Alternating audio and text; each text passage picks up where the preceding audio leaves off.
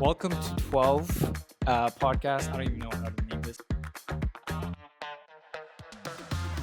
I am Edison, and this is. I'm Terry. Can you tell us a little bit more about yourself? Just a tiny bit.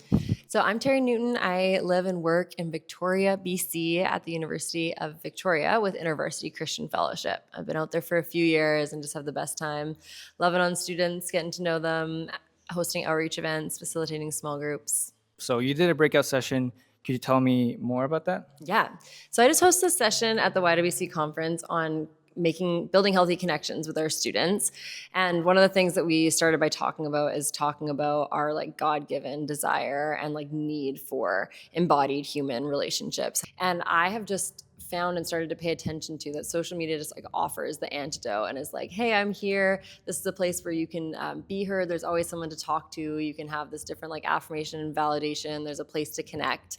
However, the problem I see here is that we go there and we get our itch scratched a little bit, but it never actually just like fills that need. We don't have the emotional connection and those longings fulfilled in that space. And so it can get us in a really bad cycle. We have the desire, the craving, we go there, we get a little bit of it fulfilled, but then we need it refilled again, rather than having the like embodied connection of what it means to just do life close to another person and have all the like hard and awesome parts of that. Yeah. So I kind of want to get into kind of practicality and learning how to do that with specifically youth. And you had 4 steps. Could you talk about those 4 steps? Yeah, so I talked about welcome. So anytime that we're in a space, whether it's like a one-on-one space where we just like are connecting with somebody or any like program space in our ministries, to be able to just like really have an emphasis on welcome, where there's something that's like makes sense in the culture of the space that we're in that we're just like welcoming. So whether it's like high five